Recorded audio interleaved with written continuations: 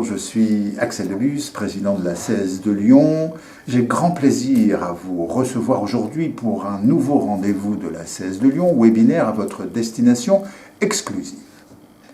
Aujourd'hui, nous recevons le docteur Pierre Choisson, médecin du travail des IEG, retraité, qui va nous parler de la santé à la retraite. Je vous rappelle que tous nos webinaires sont visibles en replay sur la chaîne YouTube de la CS de Lyon, à laquelle vous pouvez accéder soit directement par YouTube, soit via notre page Facebook. Voilà, je vous laisse en compagnie du docteur Choisson et je vous souhaite un bon webinaire. Bonjour à tous, ravi de vous retrouver. Nous nous étions vus il y a 3 semaines déjà. Pour ceux qui n'étaient pas présents ce jour-là, je me présente brièvement. Donc Pierre Choisson, j'étais pendant 33 ans avec bonheur médecin du travail des IEG à Lyon. Je me suis notamment occupé de ce qu'on appelait la production transport. À la fin, c'était CIRA, RTE et ainsi de suite. Je suis en retraite depuis 11 ans avec grand bonheur, il faut le dire.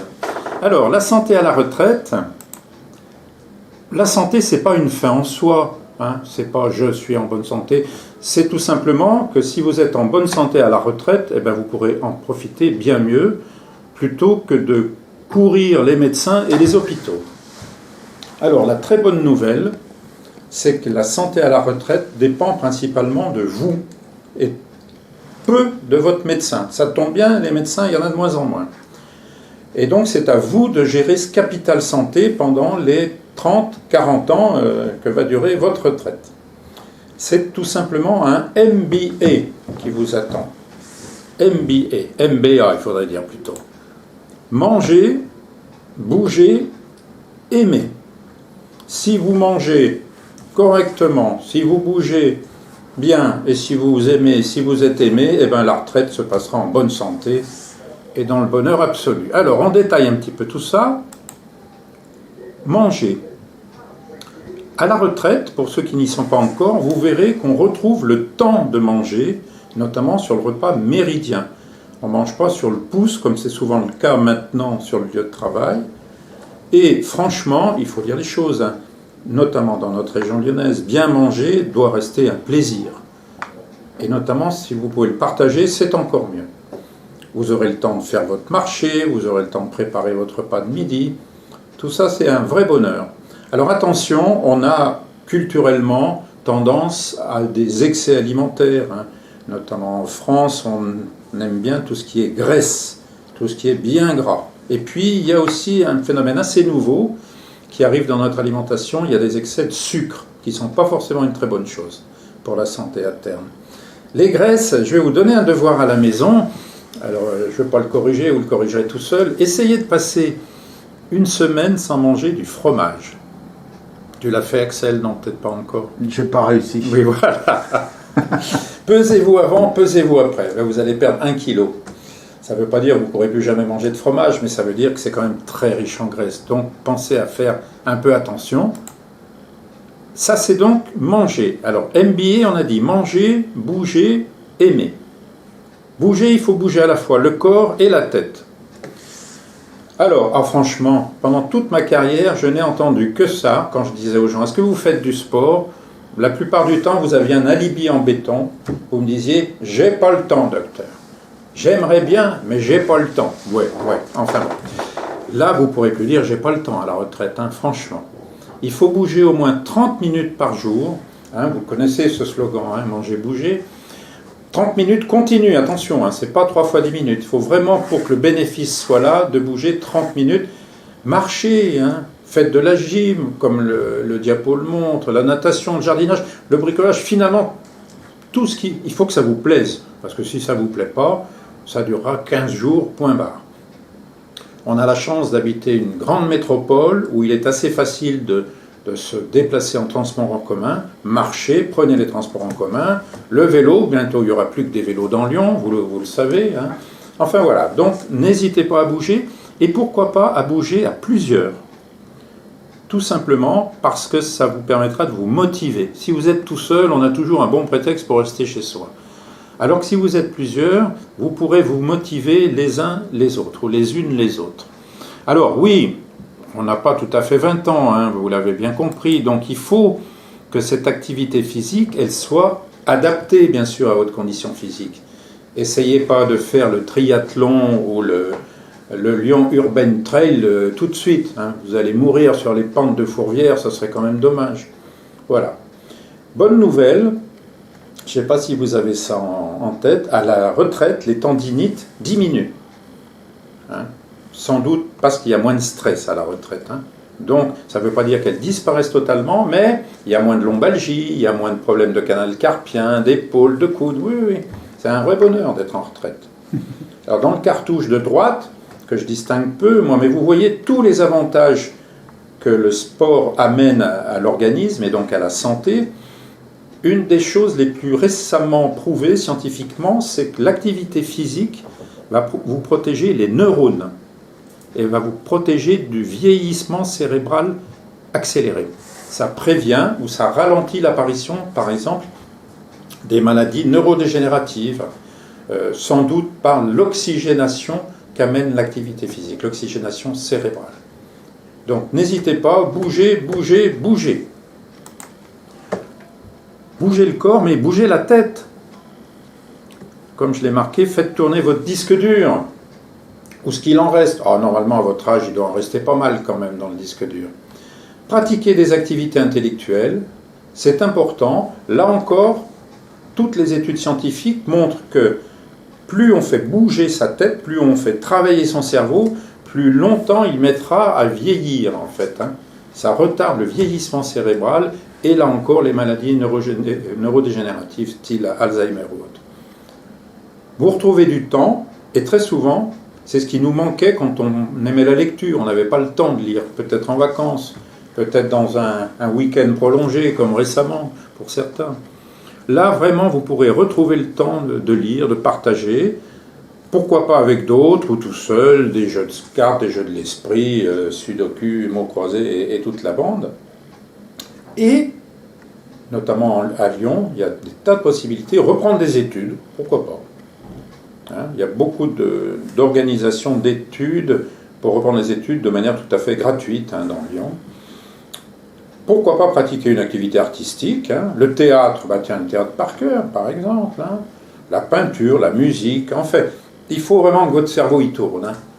Parce que si vous restez toute la journée devant votre télé, avec la zapette à droite, les cacahuètes, le pack de bière, ça ne va pas le faire, ça va vous paraître très long et votre santé va en prendre un coup, franchement. Donc, bougez le corps, bougez la tête. Faites travailler votre mémoire. Là aussi, la mémoire, plus vous la ferez travailler, plus longtemps elle durera. On n'est pas du tout exposé de manière fatale à la maladie d'Alzheimer, hein, je vous rassure, pas du tout. Il y a des sites très bien faits sur le web, hein, des sites gratuits, je vous en ai indiqué un qui s'appelle Récapitou, mais il y en a plein d'autres qui proposent des tas d'exercices mémoire sur des thèmes très très différents.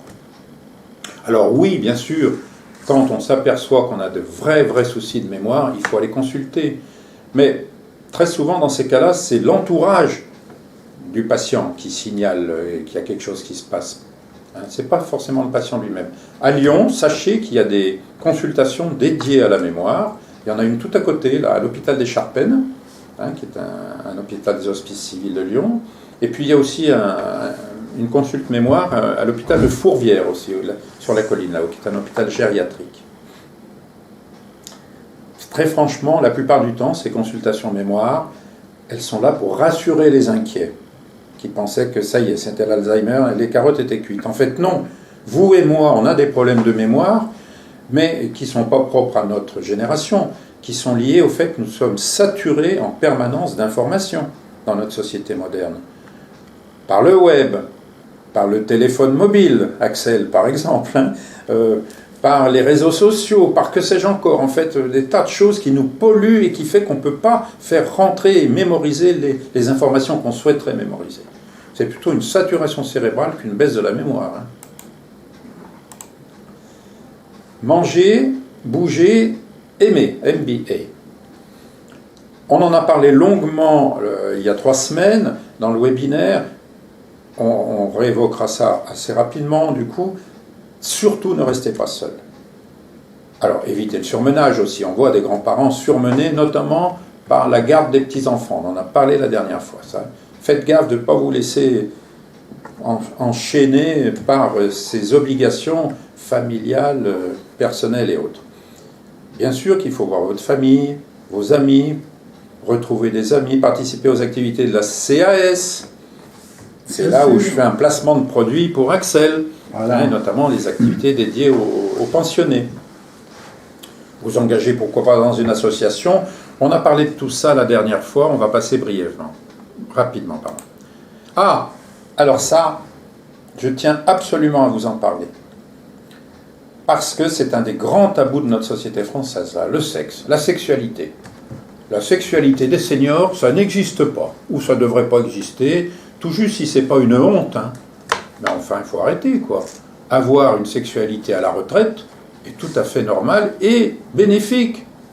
Hein. Les maisons de retraite, par exemple, c'est encore un grand tabou, la sexualité dans les maisons de retraite. Par définition, les vieux... Non, c'est pas vrai, c'est pas vrai. Oui, il y a une vie sexuelle qui est tout à fait possible à la retraite. Hein. Alors, en couple, à plusieurs, à 50, c'est vous qui voyez, tout ça ne nous regarde pas, Axel, hein, on est bien d'accord. Par contre, dès qu'il peut y avoir des petits problèmes, arrive rapidement la culpabilisation. Ça, c'est clair. Et ça complique encore le problème. C'est pour ça qu'il ne faut pas hésiter, quand on a des soucis pour pratiquer une sexualité normale, à en parler à son généraliste ou à son gynécologue pour les dames, parce qu'il y a des écueils qui peuvent se présenter avec l'âge, chez les hommes comme chez les femmes. Comme c'est écrit sur la diapo. Les écueils masculins, c'est plutôt de l'ordre de l'impuissance, la difficulté, voire l'impossibilité d'une érection. Il ne faut pas dire, bah, ça y est, le matériel est foutu, je le range et puis terminé, on passe à autre chose. Non. Allez voir votre généraliste, parce qu'il faut faire un bilan dans ces cas-là.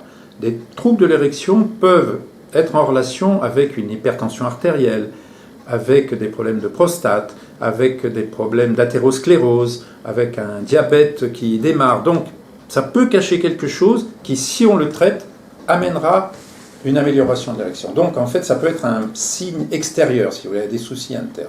Ça, c'est pour les hommes. Pour les femmes, mesdames, vous êtes victimes d'une grande injustice. À partir de 55 ans, se produit chez vous la ménopause, qui est un arrêt de production des œstrogènes, qui vont un peu vous enquiquiner dans plein de domaines, et notamment dans le domaine de la sexualité, de la libido, de la lubrification des organes sexuels. Enfin bon, on ne va pas rentrer dans le détail. Alors, ça, c'est de la technique, hein, c'est de l'intendance. Mais n'oubliez pas que la sexualité, c'est d'abord une question de relation entre individus et d'attirance. C'est-à-dire que, messieurs, si vous vous trimballez toute la journée avec votre vieux short, votre Marcel taché de gras et vos vieilles pantoufles, et vous dites « Docteur, ma femme me désire plus ». Oui, ben, pose-toi des questions. Hein. Mesdames, vous n'échappez pas, hein, bien sûr, si vous trimballez toute la journée avec votre vieux peignoir, vos mules et vos bigoudis, alors, les bigoudis, il paraît que ça a disparu, il n'y a plus de bigoudis, enfin bon, et que vous dites « Docteur, mon mari ne me désire plus », et très souvent, vous rajoutez « et je me demande s'il va pas voir ailleurs ». Donc, bon, faites attention, hein. Restez désirable, restez en forme, hein, je dirais, de ce côté-là, c'est important. Voilà. Les médecins ne parlent jamais sexualité, ils s'auto-censurent. Même les gynécologues, dont ça pourrait être quand même un peu un discours assez normal, n'osent plus parler maintenant de sexualité, quasiment plus, à leurs patientes. MeToo est passé par là. C'est à vous, éventuellement, mesdames, quand vous voyez votre gynéco, d'aborder le sujet si besoin. Hein? N'hésitez pas. Manger, bouger, aimer.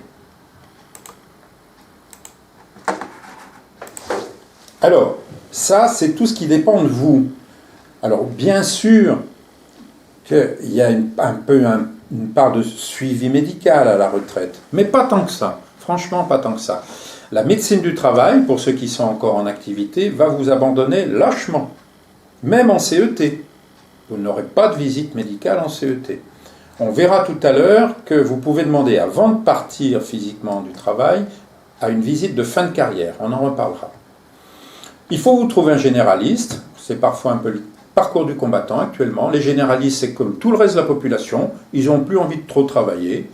Il y a donc une diminution du temps médical clairement disponible pour la population. Il faut aller le voir à peu près tous les ans pour avoir un suivi régulier, parce que vous n'allez pas vous souvenir de la date de votre dernière visite chez le généraliste, à moins de tout noter, mais c'est rare. Donc un petit conseil tout simple, essayez d'y aller au moment de votre anniversaire, à la période de votre anniversaire. Logiquement, sauf si vous êtes né le 29 février, votre anniversaire, il revient tous les ans. Et comme ça, vous pourrez vous souvenir, ah tiens, il faut que j'aille voir le toubib. Et puis le jour où vous ne vous souviendrez plus de votre date d'anniversaire, il y aura des médecins pour vous s'occuper de vous. C'est une autre affaire. Qu'est-ce qu'il va faire, le généraliste ?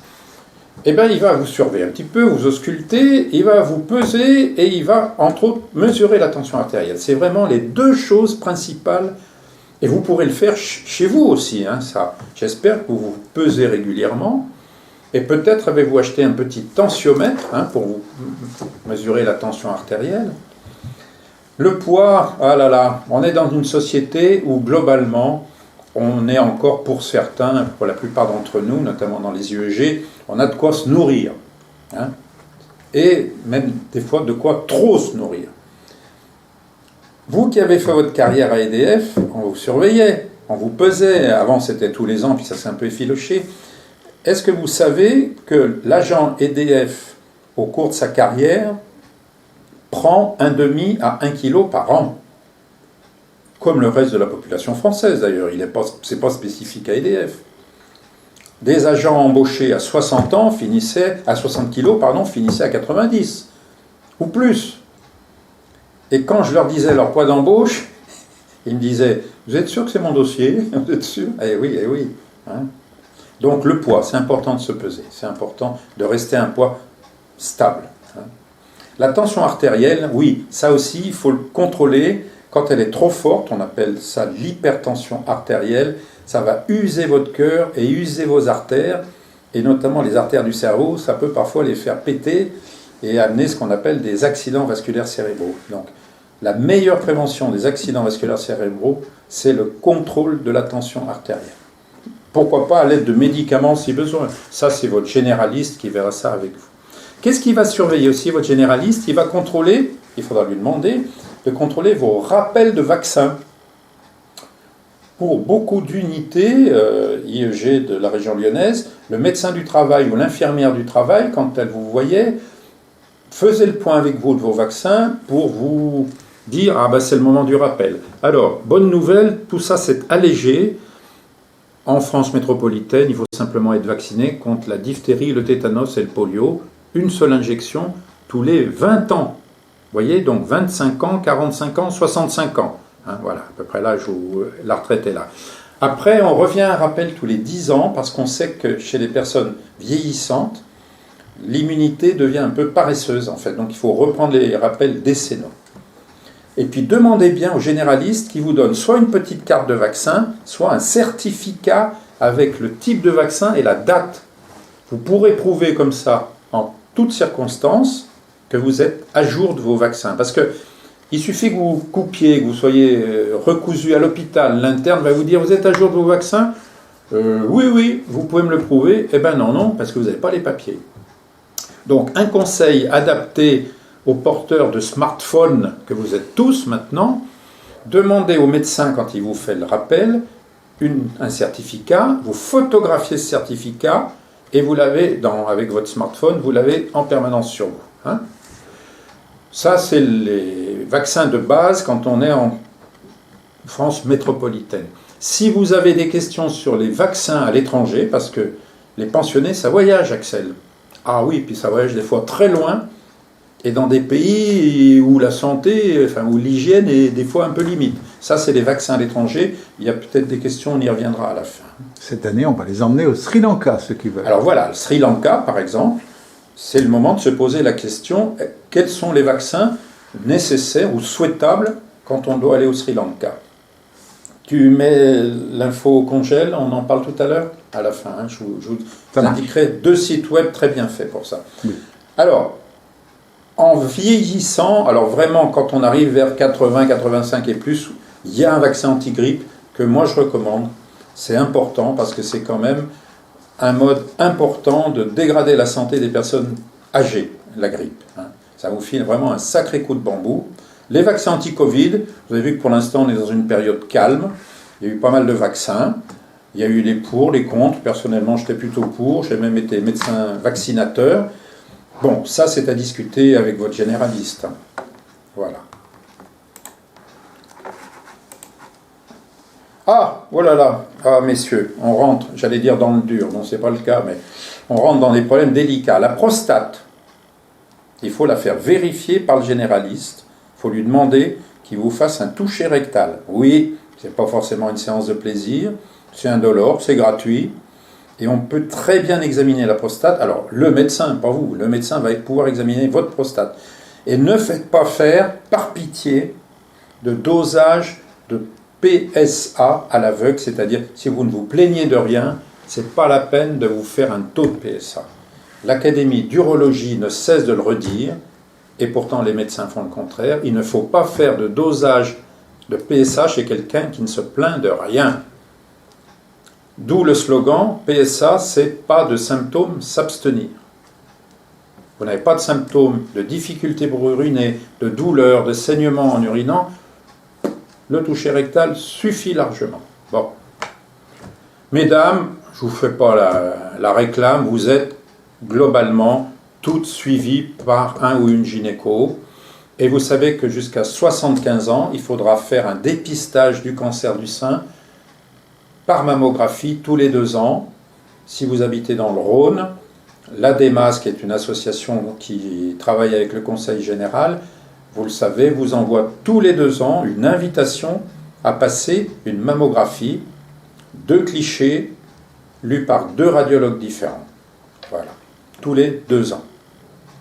Autre chose qu'a développé l'ADEMAS, vous avez sans doute reçu des courriers pour les plus âgés, c'est-à-dire à partir de 65 ans, on a le dépistage du cancer du côlon qui se fait par prélèvement de sel. On appelle ça l'hémoculte, de 50 à 75 ans. Alors, autant l'hémoculte 1, la première version, c'était un peu délicat, ça faisait un peu tartinage de Nutella, enfin c'était pas du Nutella, mais l'hémoculte 2, franchement, c'est un test très bien, très toléré par les patients, très facile à faire, il ne faut pas hésiter à le faire. Ça permet de dépister les polypes intestinaux qui commencent à saigner, et on sait que ces polypes, si on les laisse, ils ont tendance à se transformer en cancer. Donc il faut vraiment les dépister tôt, pour les enlever, bien sûr. 3 choses à suivre, les dents, les yeux, les oreilles. Voyez votre dentiste, à peu près tous les ans, si tout va bien. Très souvent, pas forcément la Camieg, mais les surmutuelles, Solimut, Énergie Mutuelle et ainsi de suite, prennent en charge une consultation et un détartrage annuel. C'est une bonne manière de prévenir les incidents dentaires. Alors figurez-vous qu'une bonne dentition, vous vous en doutez, c'est bien pour une bonne alimentation, notamment quand on est vieux de chez vieux, mais les études scientifiques récentes, on ne sait pas trop le lien de cause à effet, montrent qu'une bonne dentition est gage d'un bon équilibre, mais pas d'un bon équilibre psychique, d'un bon équilibre physique. Ça prévient les chutes. On ne sait pas trop encore pourquoi, comme quoi il faut avoir des dents en bon état. Les dents, les yeux et les oreilles. Trouvez-vous un ophtalmo, ça se trouve sur Doctolib. Il faut le voir tous les 2 ans, ça va quoi. Et puis, selon vos antécédents, et même de manière systématique, il va vous prendre la tension des yeux, vous savez, avec le petit pistolet là qui fait pit, pit, là. Ça, c'est à la recherche d'un glaucome, c'est-à-dire une augmentation de la pression de l'œil. Parce que ça pourrait amener une cécité complète, le glaucome, sans que vous vous aperceviez de rien. Et puis, il va regarder vos cristallins. Vous savez, c'est la petite lentille autofocus, le cristallin. Ça a la taille d'un petit pois. C'est ce qui permet de faire l'autofocus sur la rétine. Avec l'âge, ce cristallin devient opaque, voire franchement complètement opaque, et il ne laisse plus passer la lumière pour aller sur la rétine. Ça ne m'étonnerait pas que certains d'entre vous aient déjà eu une opération du cristallin, ce qu'on appelle l'opération de la cataracte. On enlève le cristallin déficient et on met un implant, cristallin artificiel. C'est d'une banalité absolue pour les ophtalmos. 15 minutes montre en main, sous anesthésie locale, des gouttes dans l'œil. Donc ça défile. Oui. Ça, c'est les yeux. Et les oreilles? Eh bien, les oreilles, ça ne va pas s'arranger. Alors, surtout si pendant votre carrière, vous avez été exposé au bruit. Mais même si vous n'avez pas été exposé au bruit, l'oreille a tendance à vieillir et à être moins performante. Donc, un premier conseil, si vous n'êtes pas encore parti en retraite, lors de la dernière visite dont on va parler tout de suite après, la visite de fin de carrière que vous demanderez au médecin du travail, demandez à ce qu'au service médical, il vous fasse un enregistrement de votre audition et qu'il vous donne un double du tracé, ce qu'on appelle l'audiogramme. Hein? Oui, l'audition a tendance à baisser avec l'âge et comme corollaire, les gens ont tendance à se replier sur eux-mêmes, à s'isoler, voire même, c'est paradoxal, à être intolérant au bruit. Ce qui est aussi gage d'isolement. On ne veut plus aller là où il y a du bruit. Les restaurants, les réunions de famille où c'est trop bruyant. Voire même, on ne veut même plus que la mamie, elle garde les petits le mercredi chez nous, c'est plus possible. Pépé, il lui dit, écoute, tu les garderas chez ta fille, je les supporte plus, ça crie trop, c'est plus possible. Hein? Donc ça serait quand même dommage. On devient un peu un ours mal léché quand on entend mal. N'hésitez pas à vous faire appareiller tôt et franchement, actuellement, vu le prix des appareils, un appareil auditif, c'est 1 500 € pièce, mais très franchement, avec Camieg et Surmutuel, vous êtes quasiment intégralement remboursé. Il ne faut pas hésiter à aller faire un contrôle chez les audioprothésistes. Vous avez vu qu'il y en a partout maintenant, des audioprothésistes. Hein.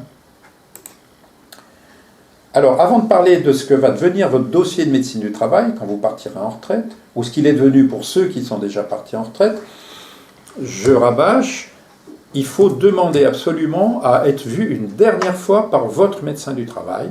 C'est à votre initiative. Donc, appelez le service médical et demandez à ce que votre médecin du travail, homme ou femme, vous reçoive une dernière fois. C'est un rendez-vous assez long qu'on prévoit. C'est ce qu'on appelle une visite de fin de carrière. Faire le point avec vous de ce qu'il y a pu avoir comme exposition professionnelle, par exemple. On dira un mot de l'amiante après. Et puis, pourquoi pas vous donner une copie de votre dossier si vous le désireriez. Si vous êtes déjà parti en retraite, sachez que tous les dossiers papier qu'on gardait à la boulevard Stalingrad jusqu'en 2017, on a gardé tous les dossiers papier de toutes les générations qui ont été vues sur Lyon. Figurez-vous qu'on avait encore des dossiers papier d'avant la nationalisation. Tout ça a été numérisé et conservé à Paris. Par contre, sur simple demande au dernier service médical qui vous a reçu, le médecin en exercice peut demander copie de votre dossier et vous la transmettre. Peut-être que certains d'entre vous ont été exposés à l'amiante. Il faut faire le point avec votre médecin du travail justement dans votre dernière visite, selon les postes que vous avez pu occuper. Les RH de votre unité doivent vous remettre une attestation professionnelle. Et n'hésitez pas à demander l'appui de la CAS. Le sous-groupe amiante, il n'existe plus de manière formelle. L'appui, c'est le médecin du travail de l'unité où vous étiez et l'assistante sociale dont on vous donnera les coordonnées après, hein, Madame Lepoutre. Hein, voilà. Et puis, on peut être nous aussi en appui si besoin, mais franchement, entre les médecins du travail en exercice et l'assistante sociale dédiée aux pensionnés, vous pourrez tout à fait être aidé dans les démarches de reconnaissance de maladie professionnelle amiante. C'est le parcours du combattant, je peux vous le dire. Quelques adresses utiles avant de vous donner la parole s'il y a des questions. L'assistante sociale dédiée aux pensionnés, AUX, oui, là, il y a eu un moment d'égarement. Qui a fait ça? Pauline Lepoutre, c'est moi, Axel, qui le successeur. Elle vient faire des permanences à la CS, Pauline Lepoutre? C'est plutôt sur rendez-vous qu'elle se déplace? Oui, elle vient de temps en temps, mais il y a rarement. D'accord, mais en tout cas, elle peut être jointe. Il vaut mieux la contacter et demander un rendez-vous, et puis c'est elle ouais. qui vous reçoit à l'endroit qui va bien. Donc les assistants sociaux, c'est dans les entreprises, payés par l'employeur. À la CS de Lyon, depuis maintenant de nombreuses années, nous avons décidé que la commission Action sanitaire et sociale finançait une assistante sociale dédiée aux pensionnés. Voilà, c'est pas partout. Parce que les problèmes sociaux des pensionnés sont pas partout globalement France, spécifiques quand même. Je tiens à le signaler. Voilà. Oui, bien sûr. Et notamment pour l'aide aux veuves des pensionnés. Par exemple. C'est souvent compliqué, voilà. la plupart d'entre vous, et de plus en plus, ont cotisé, ne serait-ce que brièvement, à l'Agirc-Arrco, vous savez, le système de retraite complémentaire du privé. Sachez que dès l'âge de 50 ans, si vous avez été cotisant à l'Agirc-Arrco, vous pouvez, et pendant toute votre retraite ensuite, vous pouvez bénéficier des services du centre de prévention Bien Vieillir Agirc-Arrco de Lyon. Ces centres-là, il y en a une 15-20 en France, on a la chance qu'il y en ait un à Lyon. Il est basé à côté du métro Jean Massé, hein, vers la place Jean Massé, là-bas. Et donc, prenez rendez-vous avec eux, vous aurez droit tous les 3 ans à une visite médicale très complète qui dure 2 heures, médico-psychologique, très très bien faite franchement. Et puis vous pourrez participer aussi à des ateliers dédiés, entre autres sur la santé, mais pas que, qui sont très très bien faits. Franchement, n'hésitez pas, je vous laisse quelque temps la diapo, n'hésitez pas à les solliciter. Hein. Centre de prévention Bien Vieillir de Lyon. Donc, avant de passer à des questions, si vous en avez, voyez que c'est plutôt une bonne nouvelle. Vieillir en bonne santé, ça dépend de vous surtout. Hein. Pas trop des médecins, finalement. Hein. Et comme le montre le cartouche en haut à droite, là, on ne peut pas s'empêcher de vieillir, oui, sauf à mettre fin à ses jours, mais c'est une autre affaire. On peut, par contre, s'empêcher de devenir vieux, disons, trop rapidement. Si ça traîne, oui, on deviendra quand même vieux. Enfin, voilà. Donc, je vous souhaite le meilleur, et que vous puissiez franchement vous prendre en charge. Et puis, ben, écoute, Axel, regarde, il y a peut-être des questions qui sont arrivées. Et notamment, tiens, le Sri Lanka. Alors, merci. Déjà, on va arrêter le partage d'écran pour que ce soit plus agréable de t'écouter et de te voir en même temps. Voilà. Donc, oui, il restait en suspens vaccination dans les pays étrangers, notamment le Sri Lanka, puisqu'on a un voyage qui va se dérouler en début d'année prochaine au Sri Lanka. Alors, le Sri Lanka, c'est un pays d'Asie. Il peut y avoir ici ou là des problèmes sanitaires. Le meilleur moyen de savoir préventivement, c'est d'aller sur Internet. Il y a 2 sites très bien faits qui vont vous donner toutes les infos, qui sont des sites gratuits. Il y a le site du ministère des Affaires étrangères qui s'appelle diplomatie.gouv.fr.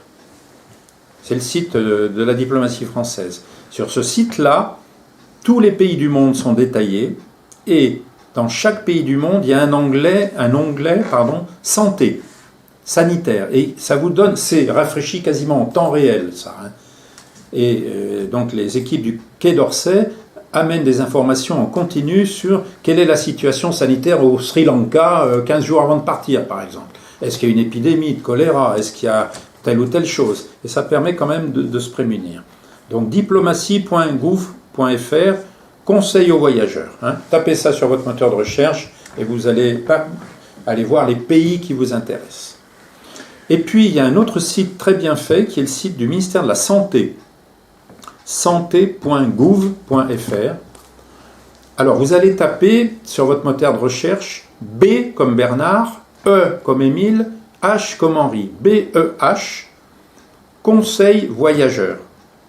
En fait, vous allez, par ce biais-là, arriver sur le site du ministère de la Santé qui édite chaque année, alors toutes les semaines, le ministère de la Santé édite un bulletin hebdomadaire, c'est pour ça que ça s'appelle bulletin épidémiologique hebdomadaire, BEH, sur la santé en France cette semaine-là. Une fois par an, fin mai, début juin, donc il ne va pas tarder, arrive un énorme bulletin, au lieu de faire un A4 recto verso, il va faire une centaine de pages, sur la situation sanitaire et tous les conseils sanitaires, et notamment les vaccins recommandés pour tel ou tel pays.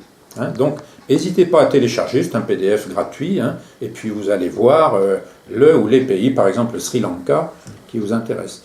Typiquement, il y a un vaccin qu'il ne faut surtout pas faire pour aller au Sri Lanka, c'est la fièvre jaune. La fièvre jaune, c'est un vaccin absolument indispensable en zone tropicale, mais Afrique, Amérique. L'Asie est épargnée par la fièvre jaune. Donc, il n'y a pas du tout besoin de ce vaccin, par exemple. Hein. Voilà, donc, après, vous n'hésitez pas à en parler à votre généraliste. Il y a des centres de vaccination tropicales à Lyon. Bon, ils sont aussi là pour faire tourner la marmite, hein, donc ils vont vous trouver des vaccins à faire. Hein. Donc, voilà. Ok, donc nous sommes 60 en ligne, donc ça va être un petit peu compliqué de vous donner la parole individuellement. En revanche, donc vous avez donc la possibilité de poser des questions dans la colonne conversation. Hein. Vous cliquez en haut conversation et vous avez la possibilité de taper un message. Et on a donc Vesna Martinov, là, qui est la vice-présidente de la CS de Lyon, qui vous répond, parfois en direct, ou qui va maintenant nous dire s'il y a des questions auxquelles le docteur pourrait répondre. Ça permettra quand même de limiter le nombre d'intervenants autour de notre visioconférence. Je vous rappelle aussi que cette visio sera possible d'être revue en replay sur la chaîne YouTube de la CS de Lyon. On vous a indiqué donc dans la conversation comment y accéder par la page Facebook, par exemple, de notre CAS. Évidemment, ça vous oblige à avoir une page Facebook, mais vous n'êtes pas obligé d'y mettre grand-chose, et vous pouvez juste l'utiliser pour aller lire ce que nous y mettons. Voilà. Donc, Vesna, est-ce qu'il y a des questions particulières auxquelles le docteur pourrait répondre ?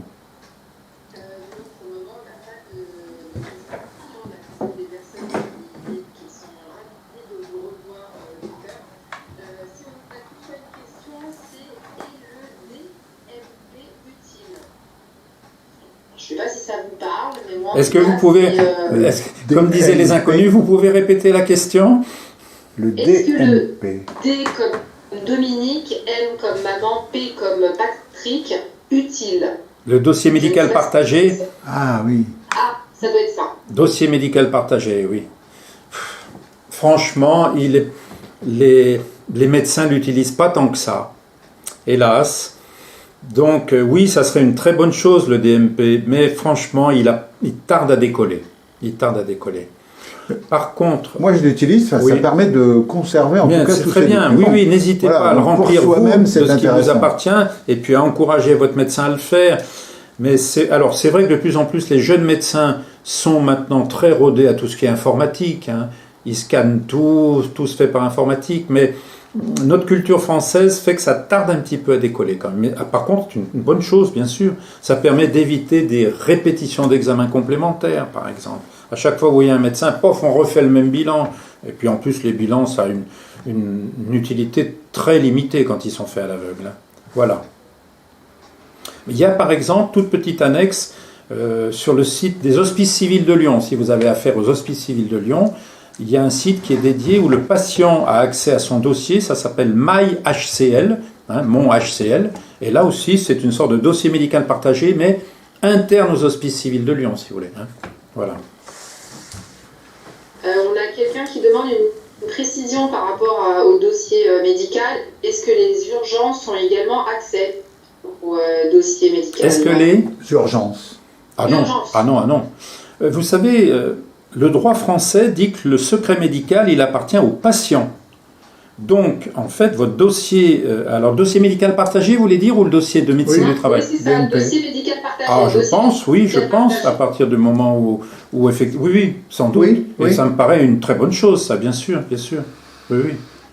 Voilà. D'accord, donc la réponse est oui. Alors, en urgence, vous savez, on est en mode dégradé, on fait le moins possible d'examens, ça va très vite.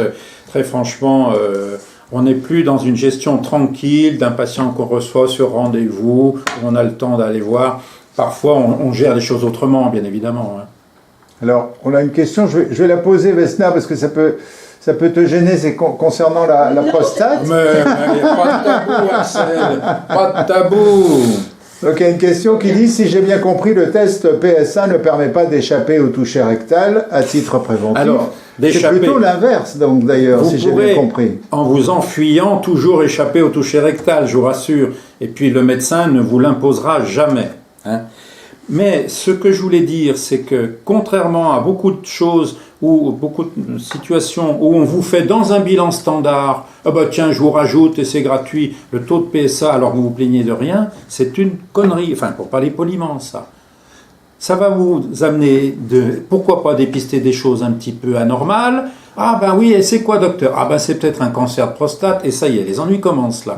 Non, on se calme. La preuve que ce test ne sert pas à un dépistage général, en 30 ans, la mortalité par cancer de prostate n'a pas baissé, alors que le PSA est utilisé depuis 30 ans. Il est fait surtout pour suivre les cancers de prostate opérés. Surtout. D'autres questions, Pestin? Oui, on a une autre question concernant des cures annuelles. Conseillez-vous des cures annuelles fréquemment? Alors, les cures préventives, pourquoi pas? Les cures, elles sont surtout, par définition, curatives, notamment pour l'arthrose, qui nous guette un peu tous. Et oui, pourquoi pas? Ça, c'est une très bonne chose. Il faut voir ça avec votre généraliste qui remplira un dossier de préalable pour une autorisation de la sécurité sociale. Et c'est vrai que la plupart des villes thermales font les choses très bien maintenant, se sont bien modernisées. C'est plus la cure avec le vieil établissement, avec que des vieux. Non, franchement. Alors, ils développent une activité, mais qui, elle, n'est pas remboursée par la Sécu, c'est la mise en forme ou l'entretien de la forme, diététique, physique, psychique, parce qu'il y a des vrais débouchés commerciaux là-dessus. Mais je pense qu'une cure, pour peu qu'il y ait une pathologie installée, peut être très bénéfique, oui, bien sûr. Et à l'expérience, il faut la renouveler. Une seule cure, souvent, ne suffit pas. Il faut la renouveler pendant plusieurs années, une cure annuelle. Voilà. Ok, on arrive au terme de notre visio. Là, il est 13h30. On avait prévu 12h45, 13h30 pour ne pas trop empiéter sur votre temps personnel. Donc, merci pour votre participation. Docteur Choisson et vous aussi derrière vos écrans. Merci à vous. Les prochains webinaires, nous n'avons pas encore les dates à vous communiquer, mais il y en aura un bientôt concernant la CAMIEG. Il y en aura un aussi sur le domaine Sainte-Croix pour vous permettre de mieux connaître les prestations qui sont proposées par le domaine de Sainte-Croix. Et vous verrez qu'il y en a pas mal et que c'est un domaine qui est particulièrement agréable en toute saison, auquel vous pouvez faire beaucoup de choses, et notamment des anniversaires et autres. Nous aurons aussi, comme je le disais tout à l'heure, un webinaire sur la transmission de patrimoine. C'est important de connaître. Enfin voilà, on va essayer tous les mois à peu près, ou tous les mois et demi, de réaliser un webinaire de ce type et de les rendre en replay disponibles pour que vous puissiez les revoir si vous n'avez pas pu vous connecter en temps et en heure. Voilà. Écoutez, je remercie vraiment le docteur Choisson pour ces deux interventions. Merci à vous. Je voulais saluer les agents et agentes qui m'ont supporté pendant tant d'années. Mais il y en a plein qui ont mis des commentaires, notamment qui vous invitent. Ça me touche. Qui vous invitent à la CNR pour les 90 ans de la CNR. Mais je fais partie, et je suis très heureux de faire de l'association des retraités de la CNR, comme membre honoraire. Ils sont très actifs, oui, c'est un grand bonheur. Voilà, écoutez, merci à toutes et à tous pour votre participation. Je vous donne rendez-vous au prochain webinaire. J'espère que ça vous a plu. Et voilà, à très bientôt. Merci. Au revoir. Merci.